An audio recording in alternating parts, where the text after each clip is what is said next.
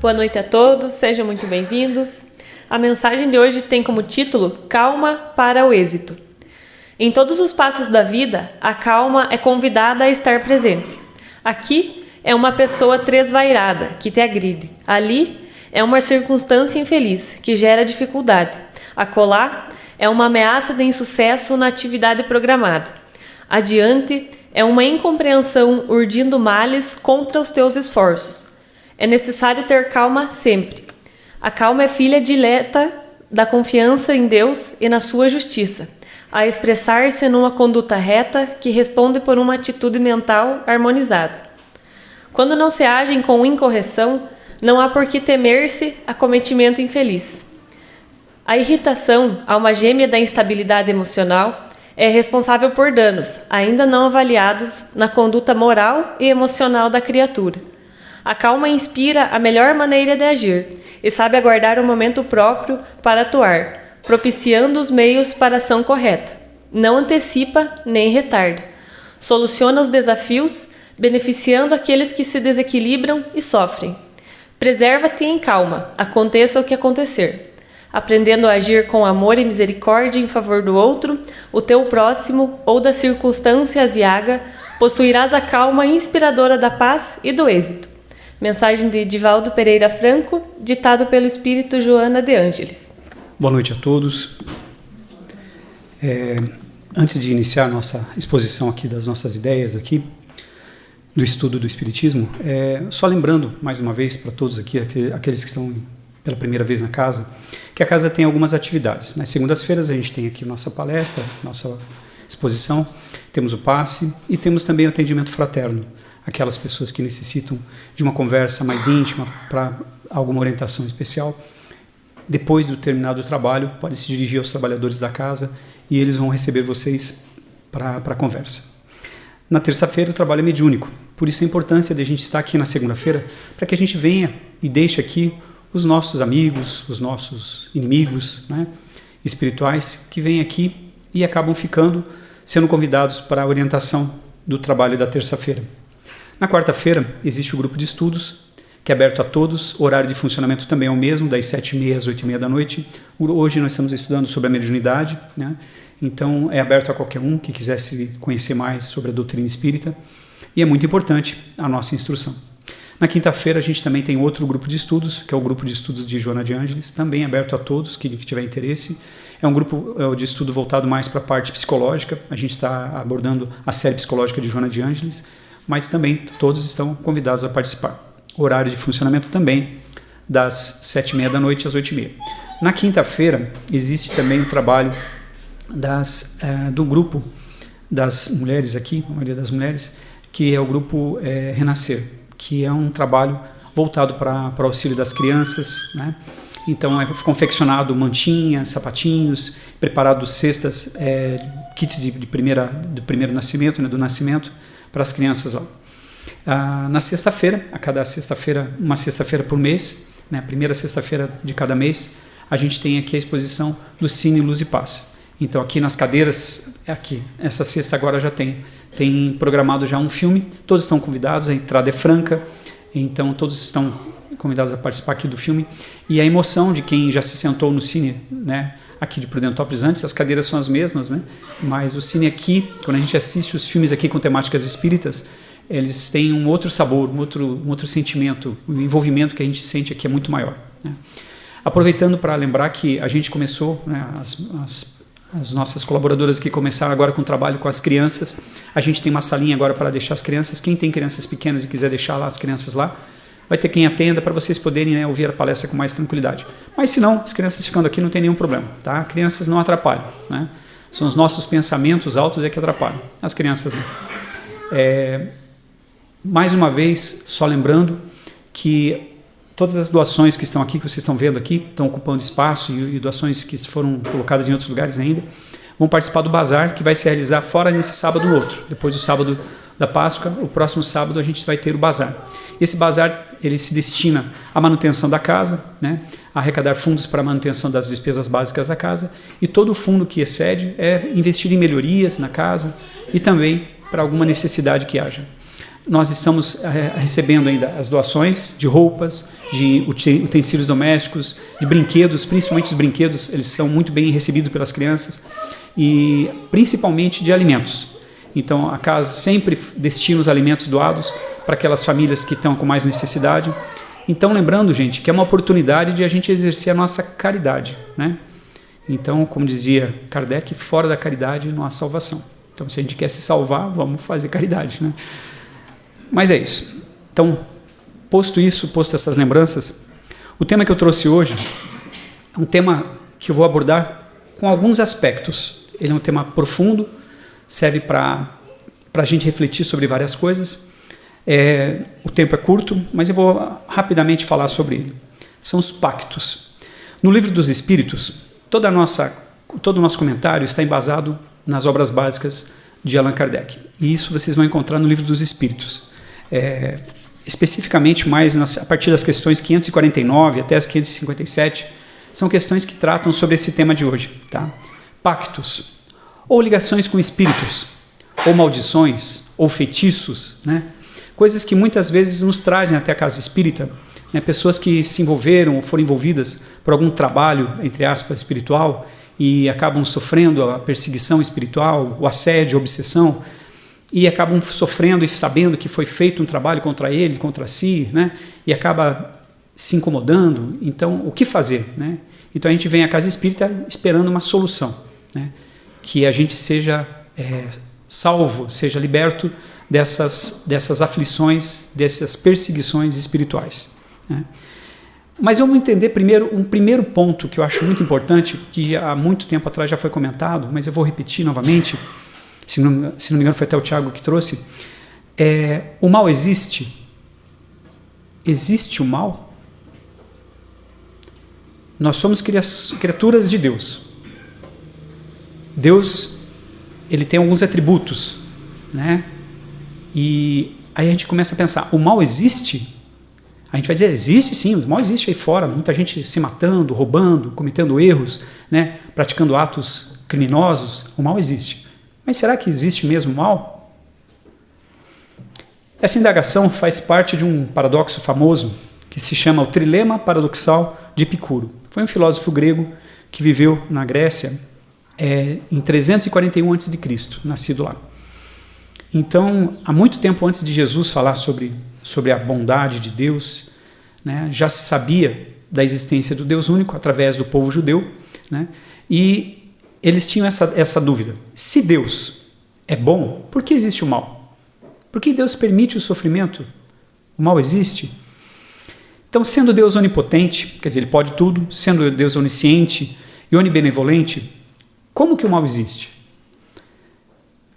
Se Deus está em todos os lugares do universo, né? Se Ele está consciente de tudo e de todos, a consciência de Deus é plena. E sendo Deus a expressão máxima do amor conhecido por nós, quer dizer, se Deus é amor, né? Como pode existir o mal? E aí a gente começa a refletir. Quando a gente começa a ler as obras de Kardec, essas questões são levantadas e são esclarecidas. Nós, criados simples e ignorantes, espíritos primitivos, todos nós estamos em evolução, na direção da perfeição relativa. Perfeição, na palavra pura, é só Deus, né? Então, nós nunca chegaremos a Deus. Nós temos capacidade de nos tornarmos deuses, com letra minúscula, né? Mas Deus é um só, né? Mas nós estamos em perfeição, estamos a caminho da perfeição. E, baseado nisso, que a gente foi criado simples e ignorantes, a gente começa a entender algumas coisas sobre a questão do mal. Assim como as crianças, né, que cometem erros, não por maldade, né, mas por ignorância, por não saberem falar, por não saberem caminhar, por não saberem gesticular, comer direito, elas vão cometer erros, vão fazer bagunça, né? Nós somos seres que erramos por ignorância. Os nossos erros são fruto da nossa ignorância do bem. Então, por falta do bem em nossos corações, nós erramos. E quando nós erramos, às vezes mais, às vezes menos, nós cometemos geralmente alguma injustiça, alguma maldade contra outras pessoas, ou contra o nosso próximo, né? Então a gente já começa a refletir, peraí, então o mal, né, esse demônio, o diabo, essa coisa maligna, existe? Não. Existem seres comprometidos com a maldade? Existem. Muitos de nós, né, já tivemos esse compromisso com a maldade lá no passado. Graças a Deus, hoje a gente está aqui dentro de uma casa espírita procurando nos melhorar, né? Então nós estamos em busca da nossa melhora, da nossa perfectibilidade, né? E o codificador da doutrina espírita, Allan Kardec, né, através da doutrina consoladora, que é o Espiritismo, trouxe lá em a Gênese, que é uma das 5 obras básicas do Espiritismo, dizendo assim: o mal é a ausência do bem, como o frio é a falta do calor. Onde o bem não existe, forçosamente existe o mal. Então, o mal existe? Se a gente imaginar aqui essa sala com as luzes apagadas, tudo apagado aqui, nenhuma luz lá fora, né? Vai ficar uma escuridão, um breu aqui. E se um de nós tiver um palito de fósforo e riscar esse palito e acendê-lo aqui dentro, a escuridão vai existir? Vai, mas não vai ser plena. Vai ter uma luz aqui que vai irradiar a luz e provavelmente vai iluminar um pouquinho, mas vai iluminar para nós. Então a gente pode entender que, mesmo que a gente esteja num ambiente escuro, a luz de um pequeno fósforo, ela dissipa as trevas. Ou seja, um pouquinho de lucidez, um pouquinho de entendimento, desfaz a ignorância e automaticamente o mal naquele momento, naquele lugar, não vai existir, né? Então, da mesma maneira que as trevas não existem, o que existe é a falta da luz, o mal também não existe. O que existe é a falta do entendimento do bem, né? E da prática, lógico. Tem um caso muito interessante que a literatura traz sobre Bezerra de Menezes. Bezerra de Menezes foi um espírito muito abençoado aqui na Terra, que durante a sua última encarnação como Bezerra de Menezes foi médico conhecido como médico dos pobres. Ele se dedicava muito ao auxílio do próximo e teve uma família muito grande, tinha mais de 12 filhos, e como médico ele auxiliava todos, era um homem muito bom, tanto que ficou conhecido como médico dos pobres, né? E ele hoje é um dos nossos dirigentes espirituais aqui da nossa casa no trabalho da cirurgia espiritual, né, que é realizada uma vez a cada mês por todas as terças-feiras, né? Então a gente tem o trabalho de Bezerra de Menezes, né? E com ele aconteceu um fato interessante. Ele diz assim, na história dele assim, que existia um filho dele que estava estudando medicina. E esse filho, ele começou, numa determinada altura da vida dele, a sofrer obsessão. E uma obsessão muito grande. Era tão grande o processo obsessivo dele que Bezerra de Menezes escreveu um livro, enquanto médico, enquanto vivo aqui na Terra, falando sobre a possessão, sobre a questão das interferências espirituais na saúde mental das pessoas. E esse filho de Bezerra de Menezes foi tão assediado que ele ficou praticamente incapacitado para tudo, né? E numa reunião mediúnica que houve,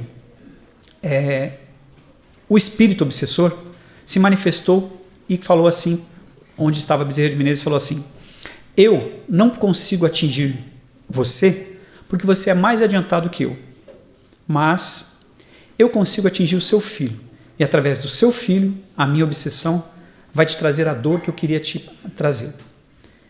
Então veja, o mal, às vezes ele não nos atinge diretamente porque nós estamos numa condição de não estarmos expostos a essa maldade. Mas o mal, às vezes, vai se cercar dos nossos próximos, dos nossos filhos, das pessoas que nós amamos, para nos fazer o mal. Então veja que a maldade, ela não é burra. A maldade, ela é inteligente. E ela se serve de todas as formas para nos atingir, né? Então isso é muito importante que a gente perceba que toda a afetação do mal em nossa vida só acontece por nossa permissão. Nós permitimos que a maldade nos chegue até nós, nos aconteça, através das nossas atitudes, principalmente pela nossa falta de caridade, né? Quando nós somos pessoas que deixamos a vida passar, deixamos a vida nos levar, né? Vamos uma vez por semana no centro, na igreja, ou num culto religioso, fazemos uma oração, damos lá o nosso dinheirinho lá para ajudar na igreja e achamos que isso basta, doce engano, né? A gente está perdendo a oportunidade de fazer muita coisa boa.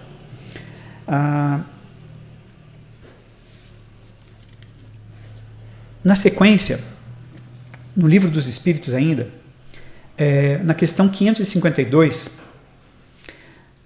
o codificador ele faz uma pergunta assim: que se deve pensar da crença no poder de certas pessoas que teriam de enfeitiçar? Isso já Allan Kardec perguntava para os espíritos. Quer dizer, existem pessoas que têm o poder de enfeitiçar, de fazer o feitiço, de fazer a maldade? E a resposta: algumas pessoas dispõem de grande força magnética. Seriam os médiuns, né? Alguns médiuns que usam a sua mediunidade para o mal, de que podem fazer mau uso. Portanto, na produção da magia, do feitiço, né? Da macumba, como se diz erradamente, existe um vigoroso esforço de força mental do médium e, obviamente, dos espíritos que eles estão ali juntos, né? Então, os espíritos que são ligados à negatividade, à maldade. Mas ainda tem uma outra questão para a gente pensar. Quem se torna receptivo aos ataques desferidos pelos feiticeiros do além e daqui? Quer dizer, quem é que fica vulnerável a esses ataques, a essas influenciações? E na questão 474 do Livro dos Espíritos ainda, diz assim: é alertado que a dominação espiritual inferior não se efetua nunca sem que aquele que sofra o consinta. Ou seja, eu só vou receber o mal se eu permitir. E a permissão é através da minha falta de orar e vigiar. E principalmente, além de orar e vigiar, de eu não praticar a bondade, especificamente a caridade. Então nós ficamos desnudos, desprotegidos na frente dos nossos inimigos quando nós não temos o escudo da oração, o escudo da vigia, nós temos que nos vigiar, e principalmente o escudo das boas obras. Então, eles são muito redundantes nas respostas. Eles fazem as perguntas, mas as respostas caem sempre na mesma coisa, né? Vigiar e orar, e trabalhar no bem. Então, as pessoas podem enfeitiçar? Podem.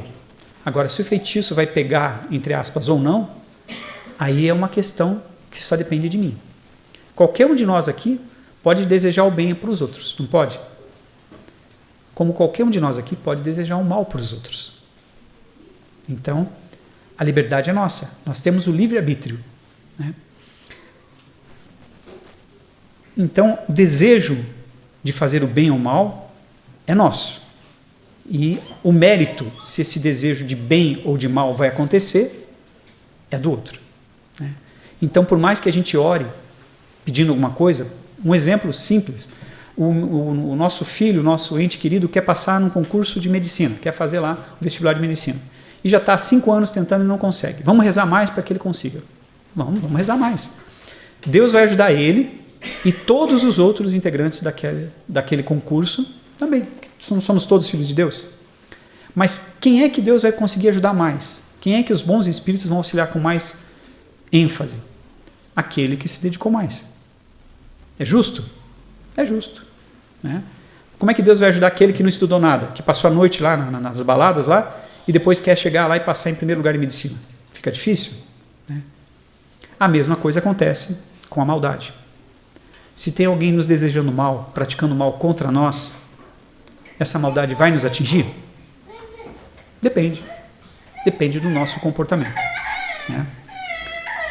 Mas, importante frisar que muitas são as criaturas terrenas que sofrem um assédio de maus espíritos, os quais, infelizmente, evocados para empreitada maléfica, né, por pessoas adversárias. Uma ação perniciosa para prejudicar o próximo, iniciada por indivíduo perverso, buscando ajuda espiritual inferior, estando em simbiose tenebrosa, quer dizer, estando em conluio com aquelas entidades negativas, né, que estão sendo regidas pelas sombras, né, isso vai acontecer, né?